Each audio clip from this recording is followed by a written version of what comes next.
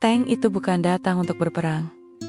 Ia muncul di tengah subuh Jakarta, menggilas pagar kantor polisi, dan menghancurkan deretan mobil dinas Yoliola, tak lebih dari kaleng kosong. Di atasnya, berdiri seorang wanita muda, wajahnya berdebu, matanya tajam, dan suaranya menggema lewat pengeras. Ini untuk semua yang kalian diamkan. Dunia mendadak terbelah antara mereka yang menyebutnya pemberontak dan mereka yang menyebutnya pahlawan. Tapi siapa sebenarnya Sylvie? Dan apa yang mendorongnya melakukan tindakan yang begitu ekstrem dan berani? Untuk menemukan jawabannya, kita harus mundur ke hari saat semuanya dimulai, hari saat satu surat tilang menghancurkan hidupnya dan perlahan menyalakan api yang tak bisa dipadamkan. Sebelum kita lanjutkan ceritanya, yuk di-subscribe dulu biar admin tambah semangat nih buat bikin konten inspiratif lainnya. Buat kamu yang udah subscribe, semoga selalu diberi kesehatan dan dilancarkan rezekinya. Komen amin kalau kamu mengamini doa kami. Sekarang, yuk kita lanjutkan ceritanya. Matahari belum sepenuhnya naik ketika Sylvie melajukan motornya di jalanan ibu kota yang mulai menggeliat.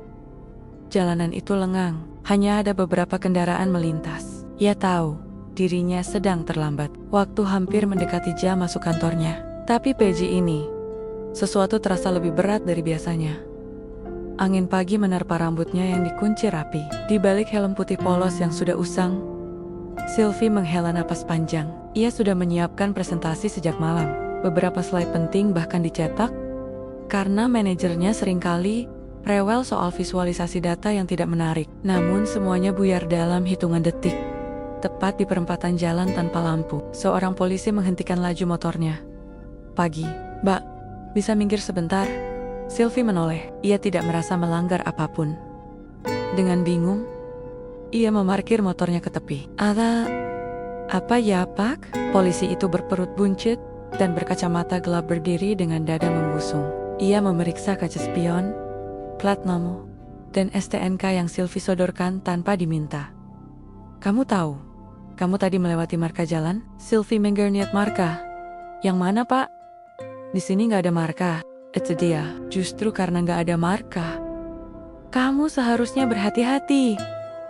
Kamu tetap melanggar. Suaranya tinggi. Mata para pengendara mulai melirik ke arah mereka. Sylvie mencoba menahan diri. Tapi saya tidak melaju cepat, Pak. Saya juga berhenti sebelum garis. Jangan banyak alasan. Mbak, ini saya bantu kok. Cuma bayar 200.000 saja. Selesai. Sylvie terdiam. 200.000? Tanpa bukti pelanggaran, tanpa surat tilang resmi? Maaf, Pak, kalau saya memang salah, saya ikuti prosedur. Tapi saya minta buktinya dulu. Suratnya. Atau, tahu nggak, Mbak? Yang kayak kamu itu banyak. Banyak omong, banyak alibi. Kalau begini, ya sudah, kita bawa ke kantor aja. Wajah Sylvie memucat. Pengendara lain memperhatikan. Sebagian berpaling. Sebagian melihat dengan kasihan. Tapi, tak ada yang bicara. Tak ada yang membela. Sunyi. Sunyi yang menyesakkan dada. Pak, suara Sylvie mulai bergetar. Saya hanya ingin bekerja tepat waktu. Saya nggak punya uang untuk kasih begitu aja. Bapak, bisa kasih saya surat tilangnya? Saya terima. Saya datang ke pengadilan. Ya sudah, kamu yang milih ribet sendiri. Polisi itu menatapnya sejenak, lalu berjalan ke motornya sambil bicara di HT, seolah membuat situasi tampak lebih gawat dari sebenarnya.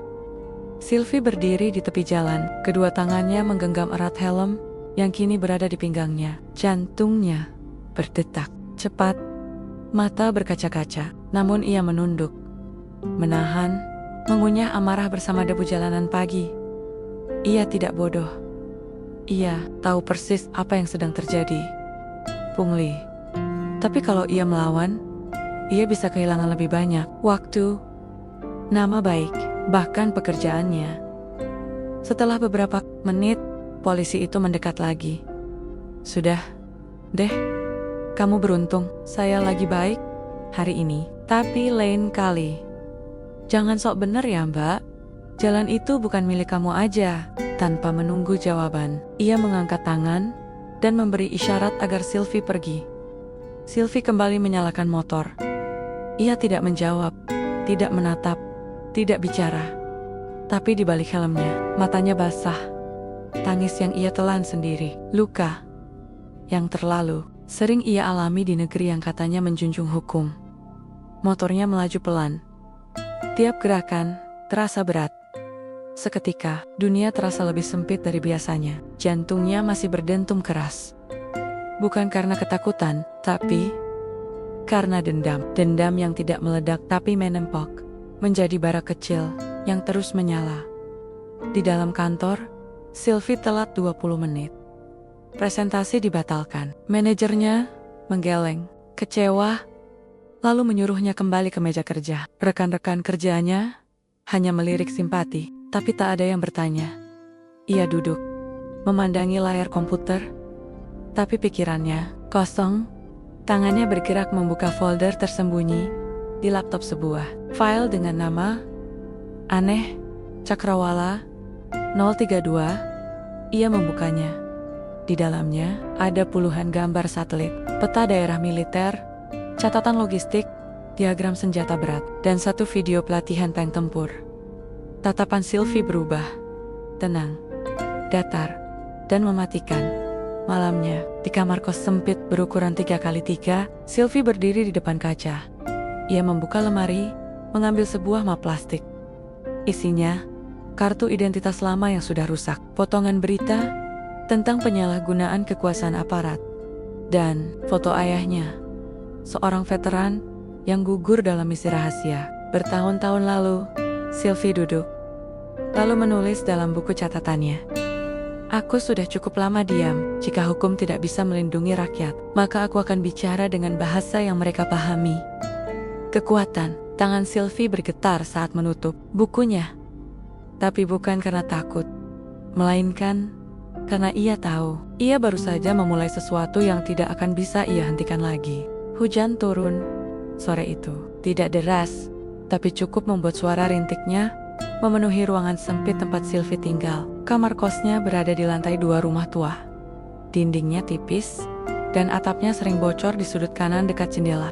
Sylvie duduk, memeluk lutut di atas ranjang. Mengenakan sweater lusuh milik almarhum ayahnya. Lampu redup di langit-langit bergoyang pelan, seolah ikut menggambarkan pikirannya yang tak menentu. Di luar, kendaraan berlalu lalang, tergesa, tak peduli pada siapapun yang terluka di dalam kamar ini. Tangannya membuka buku catatan halaman pertama, yang masih bersih. Di atasnya, ia menuliskan satu kalimat besar. Semuanya dimulai ketika aku masih kecil, ketika dunia mengenalkanku pada ketidakadilan yang telanjang. Sylvie berusia tidak lebih dari 8 tahun saat pertama kali melihat ibunya digelandang oleh Satpol PP. Hari itu, langit juga mendung seperti sore ini. Mereka sedang menjajakan gorengan dan air mineral di pinggir trotoar dekat stasiun. Bukan karena ingin tapi karena terpaksa. Ayahnya baru saja diberhentikan dari dinas karena luka tembak yang merusak tulang punggungnya. Tak ada pesangon, tak ada penghargaan, hanya selembar surat. Terima kasih atas jasanya. Bu, kenapa kita nggak jualan di tempat lain? Tanya Sylvie kecil. Duduk di samping gerobak kecil mereka yang berkarat. Karena di sini banyak orang lewat, Nak. Jawab ibunya lembut sambil menyeka keringat dari dahi. Biar dagangan kita laku. Kamu kan mau sekolah ya? Namun siang itu, beberapa pria berseragam putih datang dengan wajah masam. Mereka tidak memberi salam, tidak memberi peringatan. Mereka mengangkat gerobak itu, menumpahkannya ke tanah, lalu menarik tangan ibunya dengan kasar. Jangan jualan di sini, ini jalur protokol. Bentak salah satu dari mereka. Sylvie menjerit. Ibu, Aik berlari, memeluk kaki ibunya yang sedang ditarik. Tapi seorang pria besar mendorongnya hingga jatuh. Lututnya berdarah, tapi ia tidak menangis. Ia hanya melihat mata ibunya yang berkaca-kaca, menatapnya dari mobil terbuka milik pemerintah yang membawa tubuh lelah itu pergi. Seminggu kemudian, ibunya pulang, lengan memar, suara serak, tapi masih tersenyum. Ibu baik-baik saja, katanya. Namun, Sylvie tahu, ibu tak pernah sama lagi sejak hari itu. Tak ada lagi tawa di meja makan, tak ada lagi cerita dongeng sebelum tidur. Yang tersisa hanyalah kesunyian dan diam. Saat ayahnya meninggal 5 tahun setelah kejadian itu, Sylvie sudah duduk di bangku SMA. Ia menemukan segepok surat yang disimpan rapi di bawah tempat tidur. Surat itu ditulis oleh ayahnya sendiri, berisi keluhan tentang pemotongan dana pensiun, tentang luka akibat operasi militer yang tak pernah mendapatkan pengakuan. Ia bahkan sempat menulis, "Negara menciptakan kami sebagai alat, lalu membuang ketika kami rusak. Tapi bagaimana dengan anak-anak kami? Apakah mereka juga akan dibuang? Seperti kami?" Sylvie tak bisa tidur malam itu. Ia menangis dalam diam. Bantalnya basah, tapi hatinya lebih dari itu basah. Oleh dendam yang dayam-dayam tumbuh subur di ladang. Luka masa kecilnya, hujan masih mengguyur jendela. Saat Sylvie menutup buku catatan, tapi dadanya lebih sesak dari sebelumnya. Ia berdiri, berjalan ke rak buku tua di pojok ruangan. Di sana ada satu benda yang tak pernah ia buka sejak ibunya meninggal, kotak besi kecil, berdebu dan berat. Dengan ragu, ia menarik napas, lalu membuka kunci kecilnya. Isinya, medali kehormatan ayahnya, foto pernikahan orang tuanya, dan satu lagi, lembaran kertas yang membuat Sylvie terduduk lemas. Sebuah dokumen dengan logo asing, bukan lambang militer biasa. Ada nama ayahnya di situ disamarkan. Tapi ia tahu, kode operasi, lokasi latihan, dan nama sebuah organisasi rahasia yang tak pernah ia dengar sebelumnya. Garuda senyap, matanya membesar, tubuhnya gemetar. Ia merasa seperti menemukan bagian tubuhnya yang hilang. Ayahnya bukan prajurit biasa. Sylvie kembali ke kasur, memeluk map besi itu. Dalam diam, ia berbisik, "Bu, Ayah, aku paham sekarang kenapa kalian begitu takut, tapi aku gak akan hidup. Dalam ketakutan yang sama, aku akan lawan semua yang telah membuat kita jadi korban." Di Tempot Lane, puluhan kilometer dari kamar kos Sylvie, seorang pria berkemeja hitam membuka email dari alamat tak dikenal. Isinya hanya satu baris. "Seseorang dari kode JIS telah aktif kembali. Pantau gerakannya." Ia menoleh ke layar CCTV. Di ruangannya menampilkan jalan tempat Sylvie ditilang pagi tadi. Lalu tersenyum tipis. "Selamat datang kembali, Sylvie." Kamar kos Sylvie terletak di ujung lorong sempit yang catnya mulai mengelupas. Temboknya lembab dan suara tetesan air dari kamar mandi umum di sebelah terdengar hampir sepanjang waktu. Tapi kamar itu yang tampak biasa dari luar sebenarnya menyimpan sesuatu yang tak diketahui siapapun. Di balik poster usang bergambar peta dunia, tersembunyi sebuah lemari rahasia yang telah Sylvie modifikasi sendiri. Tidak besar, hanya selebar 2 lengan orang dewasa, tapi isinya cukup untuk membuat siapapun yang melihatnya menggigil. Peta satelit, cetakan dokumen berlogo rahasia, potongan berita soal pelanggaran hukum oleh aparat, dan yang paling mencolok sebuah blueprint kendaraan militer, tank tempur MX. Di sudut ruangan, tergeletak sebuah laptop tua yang sudah tak memiliki sambungan internet. Semua data Sylvie simpan secara offline, bukan karena paranoid, tapi karena ia tahu dunia digital bisa lebih jahat daripada peluru. Sore itu, setelah mencuci muka dan mengganti baju, Sylvie duduk di depan layar laptopnya. Ia membuka file berjudul Operantai Alpha, sebuah rencana yang telah ia susun selama hampir 3 tahun, bukan ide yang tiba-tiba muncul setelah ditilang, bukan pula pelarian emosional dari masa lalu. Ini adalah misi. Sylvie bukan hanya anak dari veteran militer. Ia adalah bagian dari generasi didikan ayahnya yang, di masa-masa terakhir hidupnya, menyadari bahwa negara telah berubah arah, bahwa hukum tak lagi menjadi pelindung, melainkan alat yang menindas. Saat SMA, diam-diam Sylvie belajar strategi militer, bukan dari buku sekolah, tapi dari catatan ayahnya. Saat kuliah, ia masuk ke organisasi bela negara, tapi ia tahu semua itu hanya tempur level permukaan. Yang ia cari adalah sesuatu yang bisa mengguncang akar sistem.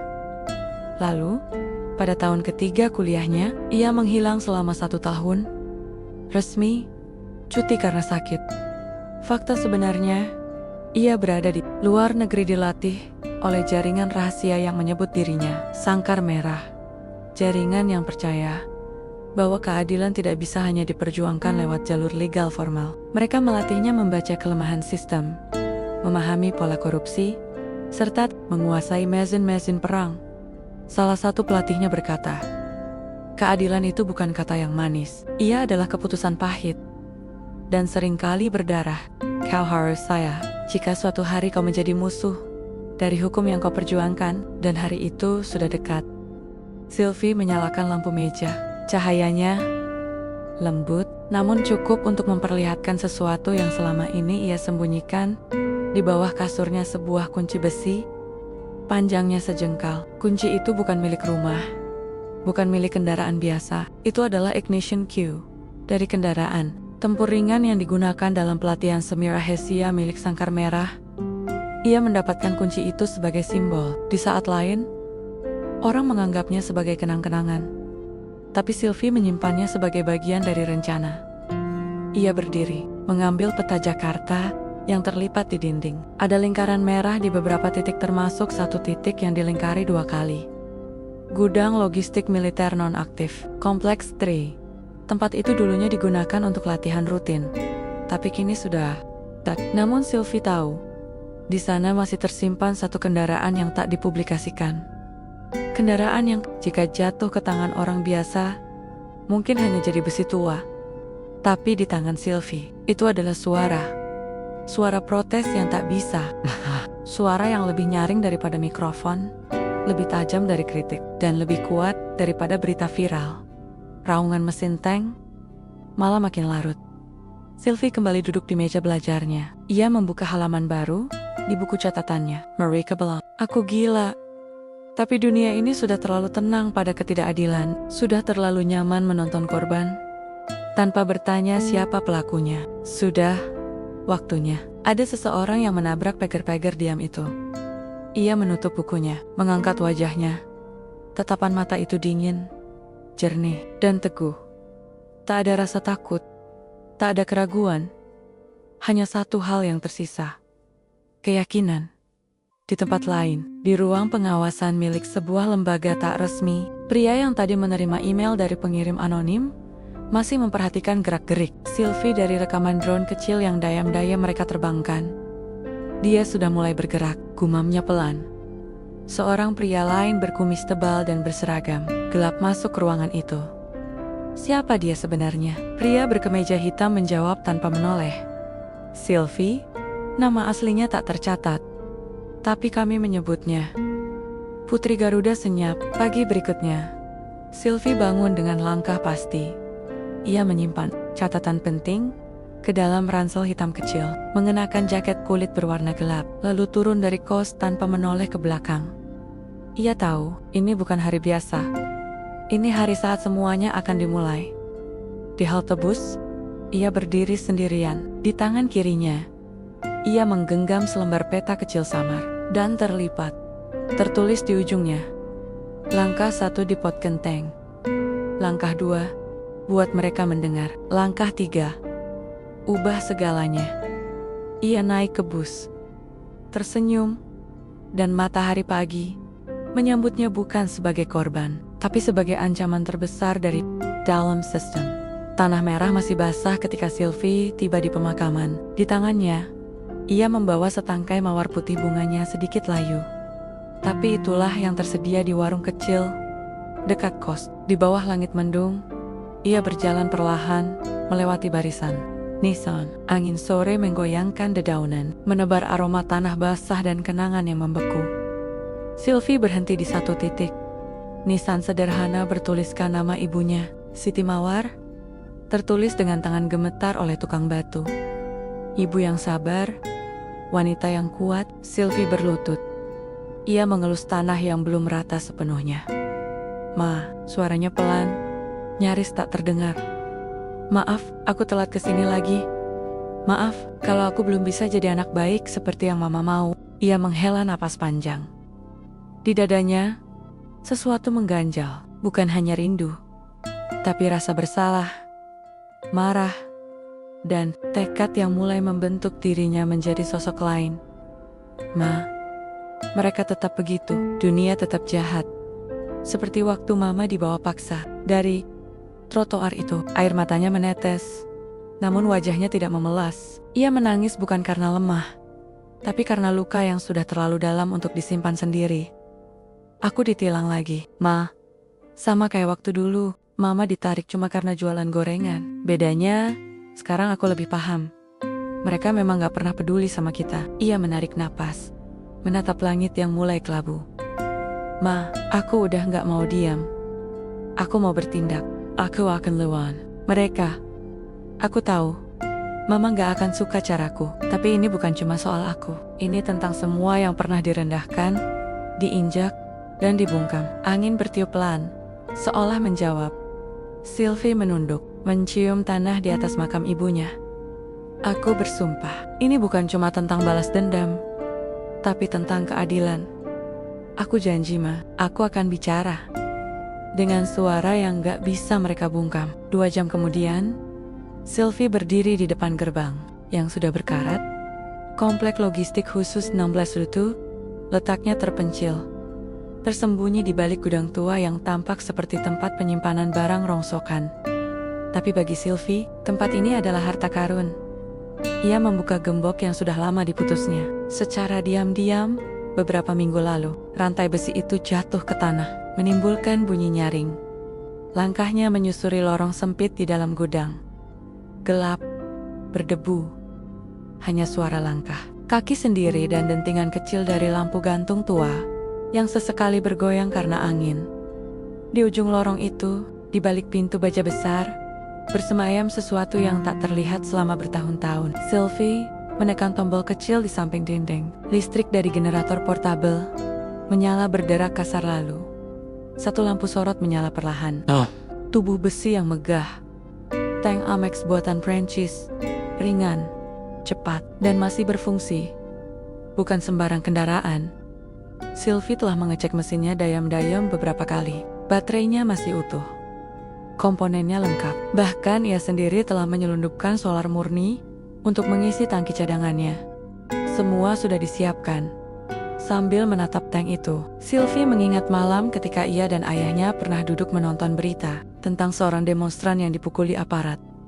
Kadang, Sil, kata ayahnya waktu itu, orang baik harus melakukan hal gila supaya dunia berhenti tertawa pada ketidakadilan. Kini, kalimat itu menggema di kepalanya. Ia berdiri di depan tank, mengelus permukaannya, lalu berkata pelan, "Ayo, besi tua, waktunya kita bicara dengan bahasa yang mereka mengerti." Malam itu, Sylvie bekerja sendirian. Ia menyambung kabel-kabel starter, mengecek roda rantai, membersihkan debu dari dalam kokpit. Lalu, ia naik ke dalam, duduk di kursi pengemudi. Tangannya menggenggam kemudi besi yang terasa dingin, keras, tapi familiar. Matanya menatap lurus ke depan. Ia menyalakan sistem utama. Tank itu bergetar pelan. Mesinnya hidup perlahan. Sebuah kehidupan yang telah lama tertidur kini dibangkitkan oleh tangan yang menyimpan amarah mendalam. "Selamat pagi, Jakarta," bisiknya.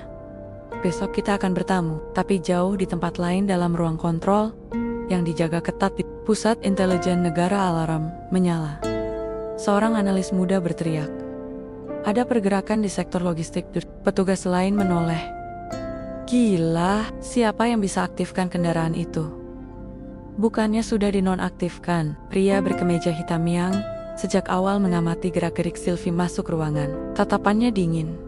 Ia hanya berkata, "Dia sudah mulai.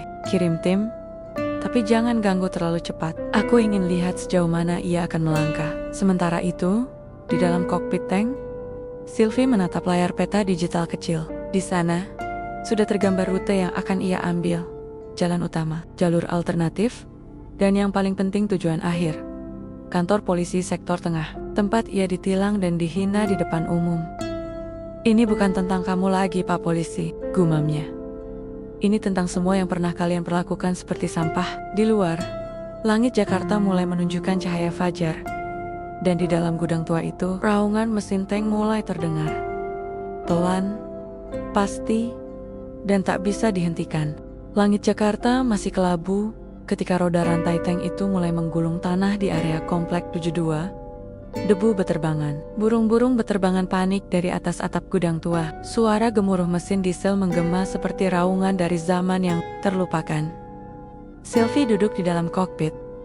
Tubuhnya tenang, tapi matanya tajam. Tangan kirinya memegang kemudi, sementara tangan kanan mengontrol tuas pengarah dan sistem optik. Jari-jarinya bergerak cepat, seolah mesin itu adalah bagian dari tubuhnya. Karena memang begitu, Tang ini bukan benda asing baginya.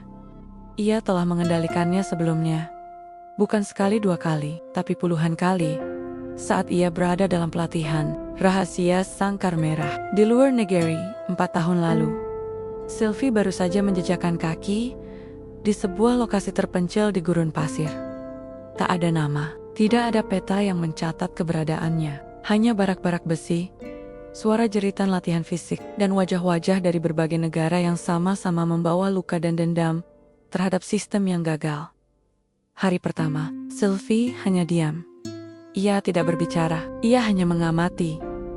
Namun seorang pria tua, berjanggut putih, dan berseragam hitam mendekatinya.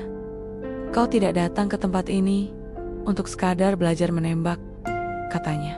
"Kau datang untuk mengenali dirimu dan menggunakan semua luka itu menjadi senjata." Namanya Kozlov, mantan komandan bayangan dari Eropa Timur yang berbalik arah.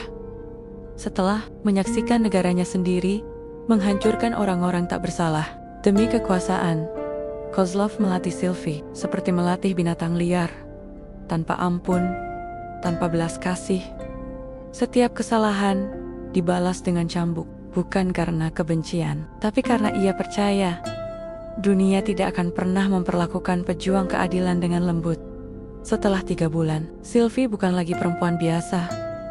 Ia bisa bertarung dalam gelap, mengemudikan kendaraan lapis baja tanpa navigasi, mengenali kelemahan sistem keamanan berbasis radar, dan yang paling penting, ia tahu kapan harus diam dan kapan harus menghancurkan.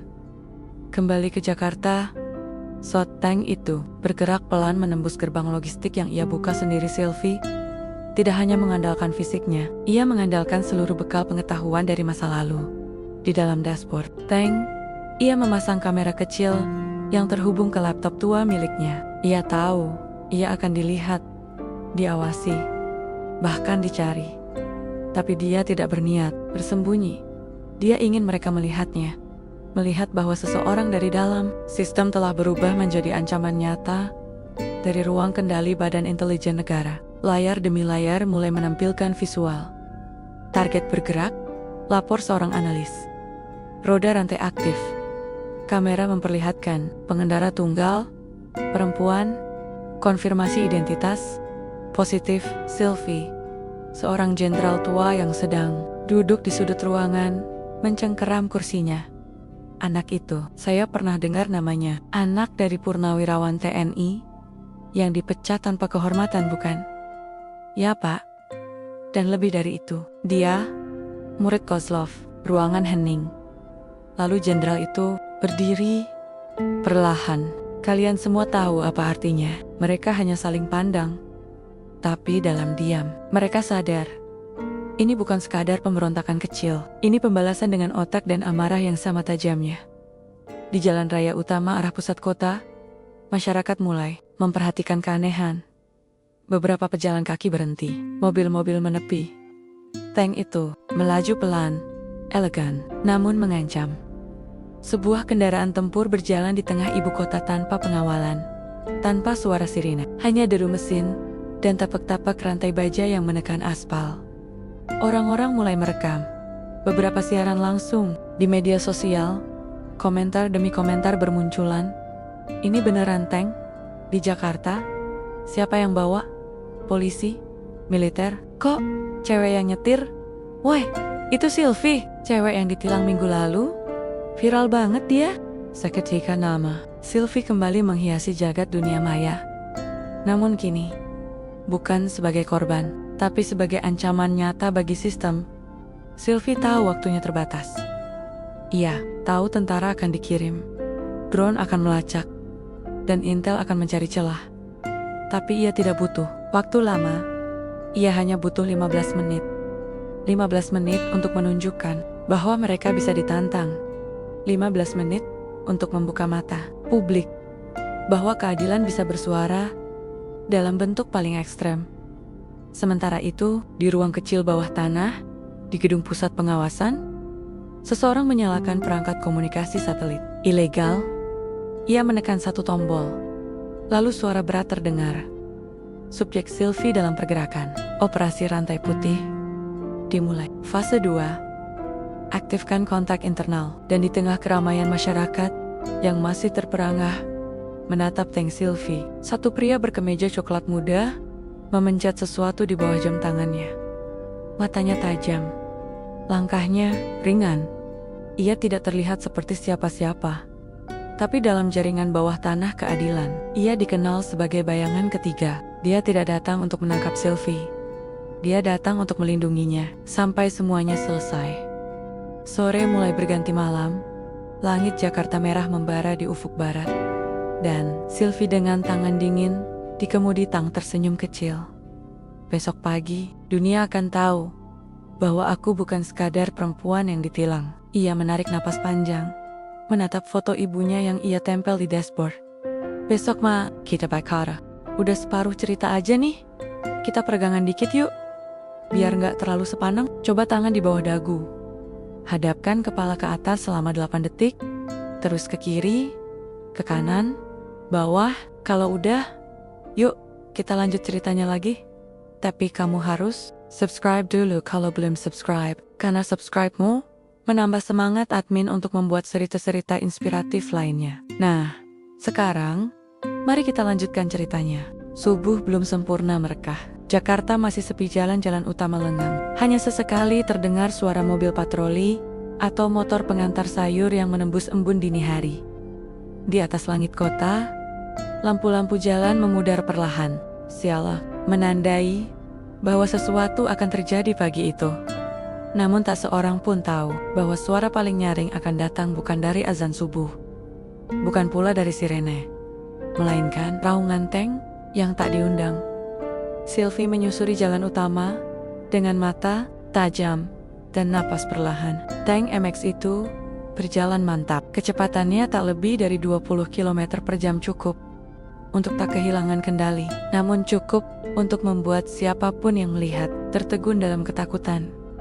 Ia telah mengatur semuanya. Rute, waktu, dan target. Kantor polisi sektor tengah tempat. Para petugas itu dengan enteng mempermalukannya di depan umum. Dan mempermalukan ratusan orang lain yang tak bisa melawan.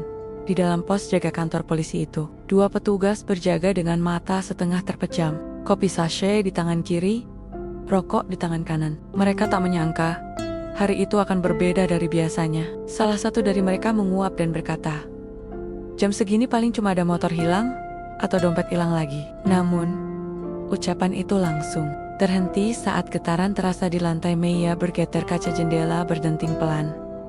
Lalu, suara raungan mesin berat mendekat, seperti suara traktor raksasa, atau lebih buruk, keduanya bangkit. Langkah mereka cepat menuju jendela. Don't start mata. Mereka menatap ke arah jalan. Jantung mereka nyaris copot. Astaga, itu tank. Tank itu benar-benar datang. Dan bukan sembarang tank, tubuhnya hitam legam, dengan coretan putih di sisi kanan. Rantai keadilan. Sylvie menatap bangunan 2 lantai itu dari dalam kokpit. Tangannya dingin, tapi matanya membara. Ia mengangkat mikrofon. Komunikasi yang tersambung ke speaker eksternal. Suara keras menggelegar melalui pengeras. "Tank, ini pesan untuk kalian yang menyalahgunakan kekuasaan. Aku bukan teroris. Aku bukan penjahat. Aku adalah suara dari mereka yang kalian bungkam. Kalian tidak akan bisa bersembunyi di balik seragam. Hari ini, kalian mendengarku dengan cara yang tak bisa kalian abaikan." Polisi yang mendengar suara itu membeku. Mereka saling pandang. Beberapa mulai panik, mengambil HT dan mengabari markas besar. "Markas! Markas! Ini sektor tengah! Kami diserang! Kami diserang oleh tank!" "Ulangi, tank!" Di luar, Sylvie mengarahkan moncong tank ke deretan kendaraan dinas di halaman. Mobil patroli, motor, trail, dan 1 truk angkut yang biasa digunakan untuk razia dadakan. Dia menekan tuas.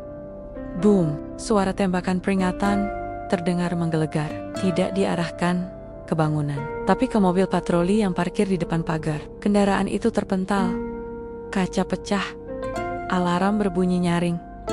Lalu satu demi satu, Sylvie menghancurkan kendaraan dinas. Itu, boom, satu motor terbakar. Boom, truk terbalik. Boom, pagar depan roboh. Tapi tak satu pun peluru diarahkan ke manusia. Sylvie tahu, ia bukan pembunuh. Ia hanya ingin membuat mereka mendengar. Warga sekitar keluar rumah, sebagian merekam dari balik tirai. Sebagian lagi berteriak panik. Takut ini bagian dari kerusuhan, tapi beberapa diam-diam tersenyum kecil. Mereka tahu siapa yang sedang ada di balik tank itu. Itu Sylvie yang ditilang kemarin. Astaga, dia beneran nekat ya. Tapi dia nggak salah kan? Dari dalam kantor polisi, suara sirena dari HT semakin kacau. Pusat komando tak percaya. Mobil taktis milik Brimob segera meluncur ke lokasi. Drone mulai melayang di atas. Dan dari kejauhan, satu sniper ditempatkan di atap gedung sebelah. Target, pengemudi tank. Perintah, lumpuhkan tanpa membunuh. Namun Sylvie tak gentar. Ia keluar dari kokpit berdiri di atas tank, memegang pengeras suara. Wajahnya terlihat jelas oleh semua orang kamera. Warga, drone, bahkan sniper. Ia membuka helmnya. Rambutnya terurai pelan. Wajahnya penuh luka dari debu, tapi mata itu tajam dan berani. Namaku Sylvie. Aku bukan preman. Aku bukan pemberontak, tapi aku adalah suara mereka yang dihina di jalan, yang ditilang tanpa alasan, yang diintimidasi karena tak punya uang sogokan. Tembak aku jika itu cara terakhir untuk membuat kalian merasa benar. Di atap gedung sebelah, sniper meletakkan jarinya di pelatuk. Tangannya bergetar, keringat menetes di pelipisnya. Tapi ia tak bisa menekan pelatuk itu. Metalnya, Sylvie bukan ancaman. Ia adalah simbol seseorang yang mewakili ratusan, ribuan orang yang tak punya suara. Di tengah semua itu, sebuah mobil hitam berhenti beberapa meter dari lokasi. Dari dalam, keluar pria berkemeja coklat muda. Pria yang disebut bayangan ketiga. Ia berjalan pelan, tenang, dan menatap ke arah Sylvie. Mereka saling menatap, hanya sesaat. Tapi Sylvie tahu, ia tidak sendirian lagi. Tiba-tiba, suara dari pengeras kantor polisi terdengar. Sylvie, kami mendengar kamu. Kami minta kamu berhenti. Kita bisa bicara. Kami minta maaf. Sylvie diam. Tangannya mengepal. Lalu ia berkata, lantang, maaf bukan untuk aku. Maaf, itu untuk semua yang sudah kalian tipu, paksa, dan rendahkan bertahun-tahun. Tangis mulai terdengar dari beberapa warga. Suara pelan namun nyata. Akhirnya, ada yang berani. Akhirnya ada yang gak takut. Sylvie menatap ke arah kamera drone. Ini belum selesai. Lalu ia masuk kembali ke dalam kokpit. Tank itu mundur perlahan, lalu menghilang di balik lorong kecil di tengah permukiman. Namun, gema raungan rantainya masih menggantung di udara. Dan pagi itu, Jakarta terbangun dengan luka. Tapi untuk pertama kalinya, luka itu berani bicara. Pagi itu, seluruh siaran berita menampilkan satu wajah, bukan politisi, bukan artis, bukan jenderal. Sylvie duduk di atas tank hitam, rambut terurai, mata tajam menatap dunia. Perempuan di balik tank, begitu mereka menyebutnya. Stasiun TV nasional bersilang pendapat. Ada yang menyebutnya pemberontak, ada yang menyebutnya kriminal bersenjata, dan ada pula yang diam-diam menyebutnya pahlawan zaman baru. Media sosial meledak. Sylvie untuk rakyat, tan keadilan. Jangan diam, komentar mengalir. Dia wakil dari suara kita yang dibungkam. Dia cuma cewek biasa yang muak sama ketidakadilan. Dia buktiin, perempuan bisa segagah itu. Gila sih. Tapi jujur, gue dukung. Tapi bagi pemerintah, Sylvie adalah ancaman yang tak bisa dibiarkan hidup terlalu lama di luar kendali. Di ruang rapat darurat, Markas Besar Keamanan Nasional, para petinggi duduk dalam ketegangan. Di layar monitor, rekaman aksi Sylvie di depan kantor polisi diputar berulang-ulang. Berani sekali. Dia, gumam Jenderal Ruslan. Kepalanya beruban, tapi matanya tajam. Seorang petugas muda menyela Pak, berdasarkan hasil analisis identitas dan rekam jejak digital. Sylvie punya koneksi dengan jaringan bawah tanah. Diduga ada hubungannya dengan organisasi Sangkar Merah. Apa rencana selanjutnya? Tanya seorang pejabat berbadan besar. Jenderal Ruslan menatap layar. Tangkap. Tapi hidup. Kita tidak butuh martir. Kita butuh ketakutan menyebar, bukan simpati. Sementara itu, di sisi lain Jakarta di rumah, petak kecil di pinggiran kota Sylvie, duduk di sebuah sofa tua, tubuhnya letih. Tapi matanya tetap, awas. Tanknya disembunyikan di sebuah hanggar kosong, yang dulu digunakan untuk menyimpan kontainer bekas. Tempat itu dijaga oleh dua pria dari jaringan bayangan ketiga orang-orang yang dulu pernah dihancurkan oleh sistem dan kini membalas dalam diam. Seseorang menyerahkan padanya selembar kertas. Berita utama, Sylvie dinyatakan sebagai ancaman nasional. Ia tersenyum pahit. Cepat juga mereka panik, gumamnya. Seorang pria tua dengan topi lusuh mantan wartawan investigasi yang kini jadi pengumpul informasi bawah tanah duduk di seberangnya. Apa kau siap dengan gelombang berikutnya? Sylvie menoleh. Aku sudah siap sejak dunia menginjak wajah ibuku di jalanan. Ini bukan soal aku. Ini soal kita semua. Hurry, itu. Sylvie menghilang dari radar. Ia berpindah dari rumah ke rumah, dari lorong ke lorong. Dan di setiap tempat yang ia datangi, muncul satu hal yang tak bisa dihentikan oleh drone atau pasukan bersenjata. Harapan di kampung-kampung kumuh. Wajah Sylvie dipajang di tembok dengan cat semprot di komunitas mahasiswa. Mereka membaca ulang setiap orasi Sylvie sebagai bahan diskusi, dan di pasar-pasar ibu-ibu berbisik.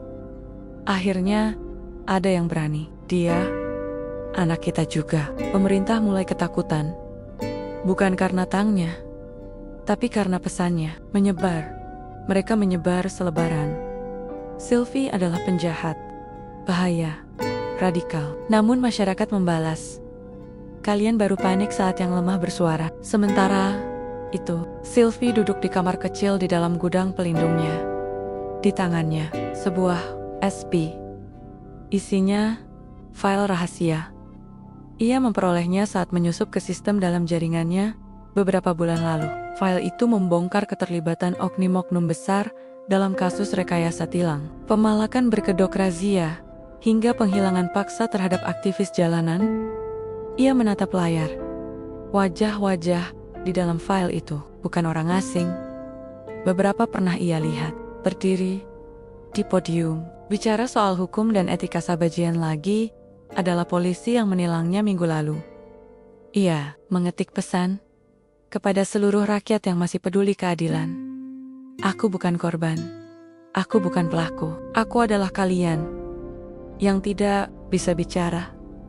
Maka izinkan aku menyampaikan semuanya sebelum mereka membungkamku. Ia mengunggah file itu ke ratusan email, media independen, dan kanal aktivis, lalu menekan kirim. Dalam waktu kurang dari 1 jam, ledakan informasi terjadi. Nama-nama besar disebut. Transaksi gelap terbuka. Rakyat tak hanya melihat tang mereka, melihat kebenaran. Namun, keberanian Sylvie membuat para petinggi kehilangan kendali. Jenderal Ruslan memerintahkan, aktifkan operasi hening. Tangkap dia.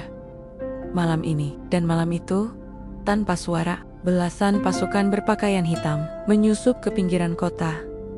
Senapan laras panjang, mobil tak berpelat, alat pengacak sinyal. Mereka bergerak menuju gudang, tempat Sylvie bersembunyi. Tapi sesampainya di sana, gudang itu kosong. Tank tidak ada. Sylvie tak ditemukan. Hanya sebuah tulisan di dinding yang tergores besar dengan cat merah. Jika aku diam, dunia kembali bisu, tapi aku bergerak. Dan ribuan orang mulai bersuara. Di dalam kereta api ekonomi yang bergerak pelan menuju luar kota, Sylvie duduk di antara penumpang lain. Kepalanya tertutup syal. Di sebelahnya duduk seorang ibu dengan bayi. Dan saat si ibu terlelap, bayi itu meraih jari Sylvie, menggenggamnya erat. Sylvie menatap tangan mungil itu, lalu menutup matanya. Belum selesai, bisiknya. Tapi aku tahu, aku tak sendiri lagi. Pagi itu tak ada matahari di langit Jakarta.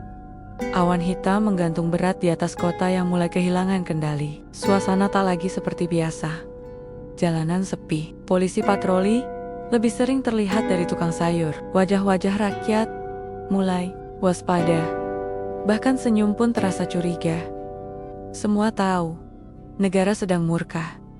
Dan kemarahan itu punya satu nama, Sylvie.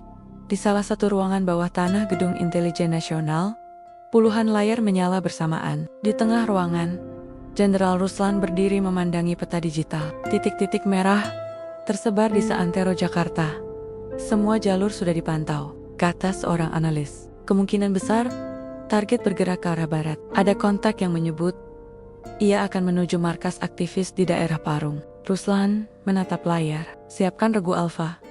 Jangan biarkan dia bicara lagi. Petugas itu ragu sejenak. Pak, publik mulai berpihak ke Sylvie. Jika kita terlalu agresif, bisa jadi bumerang. Ruslan menoleh tajam. Justru karena itu, kita harus hentikan sekarang. Jika dia berhasil bicara sekali lagi, kita kehilangan kendali selamanya. Sementara itu, Sylvie bersembunyi di sebuah rumah kayu di daerah pinggiran dijaga oleh dua mantan aktivis yang dulu pernah dipukuli aparat karena menolak penggusuran di tangan Sylvie. Terakhir isi cadangan dari semua data yang telah ia sebar. Namun bukan hanya data itu yang menjadi prioritas. Hari ini, Sylvie telah menyusun pidato. Bukan di podium, bukan dalam seminar, melainkan di lapangan terbuka, di Parung, sebuah acara kebudayaan rakyat digelar setiap pekan.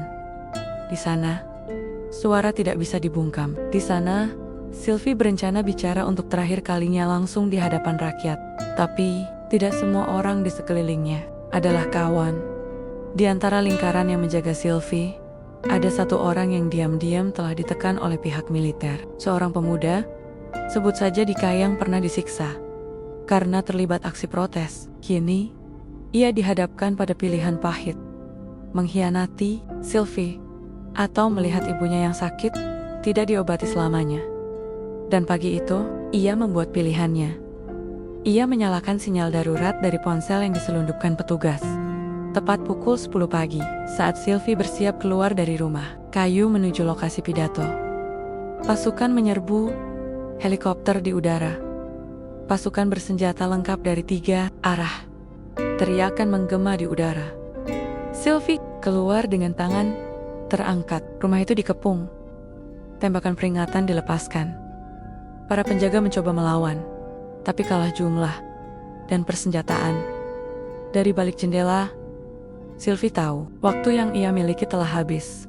Ia menggenggam flash disk tangannya, menatap ke arah Dika yang tak bisa membalas tatapan itu. Jadi, ini akhir dari kepercayaan kita? Tanyanya pelan. Dika menendok. Air matanya jatuh. Maaf, aku nggak punya pilihan. Sylvie tersenyum kecil. Selalu ada pilihan, Dik. Tapi tak semua orang berani memilih benar. Sylvie keluar. Tangan terangkat. Kepala tegak. Pasukan langsung memborgolnya. Menutup wajahnya dengan kain hitam. Menggotongnya masuk ke mobil hitam tanpa plat. Rakyat tak tahu? Media dibungkam. Namun ada satu orang yang melihat kejadian itu dari jauh. Bayangan ketiga, ia melihat Sylvie dibawa pergi. Dan ia tahu, waktunya belum selesai. Sylvie dibawa ke sebuah tempat rahasia. Disekap dalam ruang isolasi. Tidak diberi akses bicara. Tidak diizinkan menyentuh apapun. Mereka berharap dengan menahan tubuhnya, mereka bisa membungkam pesannya. Namun mereka lupa, benih keadilan tak tumbuh dari satu orang. Ia tumbuh karena luka banyak orang.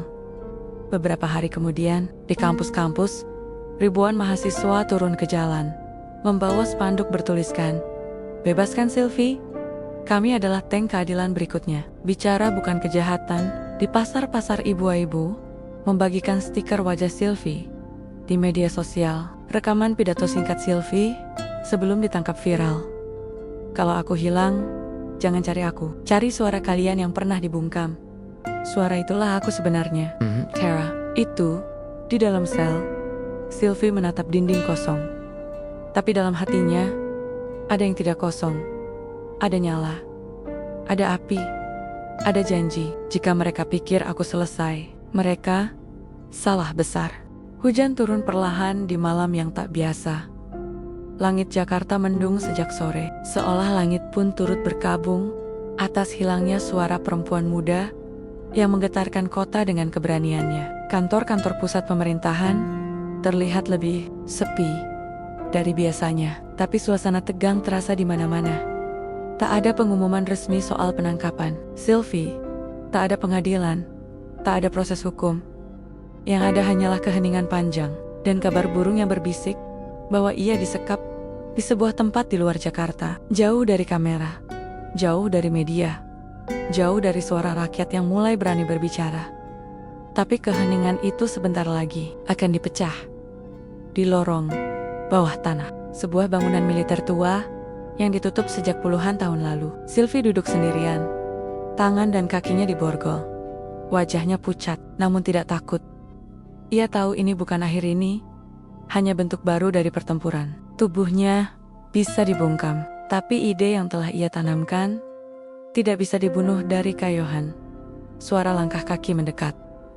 Dua pria berbaju dinas masuk. Di belakang mereka, seseorang yang mengenakan jas dan menyembunyikan wajah di balik masker masuk pelan. Suaranya dingin, hampir tak berperasaan. Kau tak punya pilihan lagi, Sylvie. Dunia di luar sana tak lagi peduli. Mereka akan lupa dalam seminggu. Seperti mereka lupa semua yang pernah dibungkam. Sylvie menatap tajam. Suaranya lemah, tapi menggigit. Kalian yang akan dilupakan. Kalian yang akan jadi sejarah buruk. Aku cuma simbol. Dan simbol itu sudah berjalan sendiri sekarang. Pria itu mendekat. Kami akan menciptakan narasi bahwa kau mati karena sakit, karena depresi, karena rasa bersalah. Sylvie tersenyum. Narasi kalian sudah usang. Tapi saat malam semakin larut di luar kota, di dalam hanggar tua, tempat Tang Sylvie dulu disimpan, bayangan ketiga sedang mempersiapkan sesuatu yang tak bisa dihentikan oleh drone, satelit, atau propaganda. Ia bukan hanya sendirian. Malam itu, ia ditemani 27 orang dari berbagai kota. Aktivis jalanan, mantan anggota militer yang dipecat karena membela rakyat, mahasiswa teknik yang pernah diinterogasi karena demo, dan ibu-ibu korban penggusuran. Mereka tak punya senjata canggih, tak punya anggaran, tapi mereka punya rencana, peta, dan alasan yang lebih kuat dari peluru. Rasa sakit yang tak pernah sembuh. Rencana itu sederhana. Masuk, keluarkan Sylvie, dan sebarkan siaran langsung pembebasannya. Mereka tahu risiko, bisa mati, tapi diam adalah pilihan yang lebih menyakitkan. Bayangan ketiga berbicara pelan di hadapan mereka semua. Mereka menyekap satu orang, tapi dengan itu, mereka mengurung suara kita. Malam ini, kita hancurkan penjara itu bukan untuk menyelamatkan satu orang, tapi untuk melepaskan ribuan suara yang sedang tertahan. Tepat pukul 1 dini hari, jam kecil itu bergerak, menyusuri lorong irigasi lama yang tembus ke bagian bawah markas. Peta digambar berdasarkan dokumen lama. Sensor gerak dinonaktifkan oleh satu teknisi muda yang pernah bekerja sebagai pembuat sistem keamanan di gedung kementerian. Langkah mereka senyap. Jantung mereka berdetak cepat. Tapi tak satu pun dari mereka mundur. Di dalam sel, Sylvie mendengar suara aneh. 3 ketukan pelan di dinding baja. Lalu, suara kecil dari ventilasi. Sylvie, ini kami. Kau tidak sendiri. Sylvie terisak pelan. Bibirnya bergetar. Tapi ia menahan tangisnya. Ia harus kuat, ia harus berdiri lagi. Pintu sel dibuka dari dalam. Bayangan ketiga menatapnya dengan pandangan lembut, namun penuh perintah. Kita harus pergi sekarang. Namun mereka tidak keluar tanpa perlawanan. Alarm berbunyi. Pasukan jaga berseragam hitam muncul dari 2 arah. Baku tembak pecah bukan dengan senjata api, tapi dengan asap, alat kejut listrik, dan pelontar suara. Asap memenuhi lorong. Namun warga itu yang katanya lemah, tidak terlatih, tak bersenjata bergerak, seperti air. Cepat, terarah, tak bisa dihentikan. Sylvie ditarik keluar ke mobil logistik. Mereka menyusuri jalur alternatif. Dan tepat 1 jam kemudian, saat fajar mulai muncul di ufuk timur, Sylvie kembali berdiri. Ia tidak langsung bersembunyi. Ia berdiri di atas mobil terbuka, di tengah kampung kecil, di hadapan ratusan warga yang telah menantinya. Wajahnya lelah, matanya merah, tapi suaranya tetap tegas. Mereka menyekap tubuhku.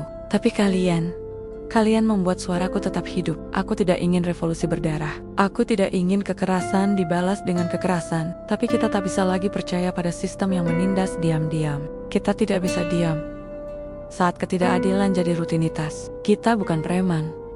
Kita bukan penjahat. Kita rakyat yang mulai bicara. Siaran langsung dari tempat itu menyebar cepat. Jutaan penonton, komentar mengalir seperti banjir. Dia kembali. Kami bersama Sylvie. Hidup bukan sekadar patuh. Hidup adalah berani. Dan di layar-layar gedung pusat kekuasaan, Jenderal Ruslan berdiri diam. Ia tahu, rantai yang dulu mengikat rakyat telah terputus. Dan di bawah reruntuhan sistem itu, suara rakyat mulai menggema. Subuh belum sepenuhnya beranjak dari langit Nusantara ketika Sylvie kembali berdiri di atas tank yang sama, di tengah lapangan luas yang dipenuhi wajah-wajah sederhana para tukang, ibu pasar, sopir angkot, anak-anak muda yang dulu hanya tahu diam. Tank itu tak lagi tampak menakutkan. Kini ia berdiri seperti mimbar dari besi di mana kebenaran tak bisa dibantah dan suara tak lagi disumbat. Angin pagi mengibarkan kerudung tipis di kepala Sylvie. Wajahnya tidak lagi sekeras dulu, tapi juga tidak sepenuhnya lembut. Ia berdiri dengan luka yang belum sembuh, namun justru dari sanalah keberaniannya muncul. Di depannya, ratusan orang menatap dengan mata berair. Tak ada panggung, tak ada pengeras suara mewah, hanya satu mikrofon lama yang dicolokkan ke speaker tua. Tapi saat ia berbicara semuanya diam. Dulu, aku bukan siapa-siapa. Aku cuma anak dari seorang mantan tentara yang dikhianati atasannya hanya karena menolak perintah kotor. Ayahku dipecat, dibungkam, bahkan dilupakan negara yang katanya ia bela. Ibuku meninggal setelah ditolak rumah sakit karena kami tak punya kartu sakti yang mereka sebut jaminan. Dan aku tumbuh dengan satu pertanyaan. Apa artinya hidup di negara yang tak mau mendengar kita? Tiba-tiba, dari kerumunan itu, seseorang berseru, "Sylvie, kenapa kamu bisa sekuat ini? Siapa kamu sebenarnya?" Sylvie terdiam sejenak. Angin pagi membawa senyumnya perlahan. Lalu ia menatap mereka satu persatu dan akhirnya berkata, "Namaku bukan hanya Sylvie. Aku bagian dari unit rahasia yang dilatih di luar negeri. Bukan sebagai tentara, tapi sebagai penjaga kebenaran yang tak mengenal bendera. Kami adalah anak-anak dari kegagalan sistem. Kami tak diakui, taktik, tapi kami belajar dan menunggu waktu untuk berbicara." Kerumunan mulai gaduh, beberapa ternganga, yang lain mulai mengangguk seolah semuanya masuk. Ekel sekerong tank itu, keberanian itu, strategi dan kecermatan aksinya. Sylvie bukan perempuan biasa. Ia adalah bom waktu kebenaran yang meledak saat rakyat siap mendengar. Tapi ingat, aku bukan satu-satunya. Aku hanya bagian kecil. Kalianlah kekuatan sebenarnya. Tanpa kalian, aku cuma suara di antara ribuan bisu. Tapi bersama kalian, aku adalah gema. Gema dari mereka yang tertilang karena tak bisa menyuap. Dari ibu-ibu yang diusir karena jualan di trotoar. Dari bapak-bapak yang kehilangan kerja karena tak mau tunduk. Kita tidak ingin perang. Kita ingin didengar. Kita ingin hidup layak, tanpa harus tunduk pada keangkuhan mereka yang disumpah melindungi, tapi malah menindas. Tangis pecah di tengah lapangan. Beberapa remaja menunduk, dengan tangan di wajah. Ibu-ibu memeluk anak-anaknya. Dan di antara mereka, seorang pria tua berseragam tentara lusuh meneteskan air mata, sambil menatap Sylvie. Ia bukan siapa-siapa, tapi dari sorot matanya, Sylvie tahu. Ayah, pria itu mengangguk pelan. Dan Sylvie, untuk pertama kalinya dalam beberapa minggu, menangis. Sore itu, Tank itu bukan lagi alat perang. Tank itu menjadi saksi bahwa suara bisa lebih dahsyat dari peluru. Malamnya, di berbagai kota, mural-mural baru bermunculan. Wajah Sylvie dengan latar rantai yang patah. Kalimat besar tertulis di bawahnya. Tank bisa dihancurkan, tapi suara tak bisa, dibungkam. Jenderal Ruslan akhirnya dipanggil oleh Dewan Kehormatan. Rekaman penyiksaan terhadap Sylvie bocor. Aset-aset rahasia diperiksa. Dan ketika wartawan bertanya soal tanggapannya, ia hanya menunduk. Bahkan kekuasaan pun tahu, tak ada kekuatan yang bisa melawan suara rakyat yang bersatu. Beberapa minggu kemudian, Sylvie tidak muncul lagi di publik. Ia kembali ke bayang-bayang. Namun bukan untuk sembunyi, melainkan untuk mengawasi. Karena suara sudah disebar, dan ketika suara sudah cukup banyak, tindakan tak lagi perlu kekerasan. 1 tahun kemudian, di sebuah sekolah keadilan sosial yang dibangun dari sumbangan rakyat, seorang guru muda mengajar dengan suara lantang. Wajahnya tak asing, rambutnya kini lebih pendek, tapi tatapannya tetap sama. Di papan tulis, ia menuliskan satu kalimat. Jangan menunggu keadilan turun dari langit. Bangun tangganya sendiri dan panjatlah. Dan di belakang kelas itu, terpajang sebuah foto Sylvie berdiri di atas tank. Tersenyum, bukan karena menang, tapi karena telah menyuarakan yang selama ini disembunyikan. Terima kasih banyak buat kamu yang menonton video ini sampai selesai. Nantikan video inspiratif lainnya, dan pantau terus channel ini, karena kita tayangkan video terbaru setiap harinya. Terima kasih buat yang sudah subscribe. Semoga selalu dilindungi Allah Subhanahu wa Ta'ala dan mendapatkan syafaat Kanjeng Nabi Muhammad SAW. Sampai jumpa dan selamat beraktivitas.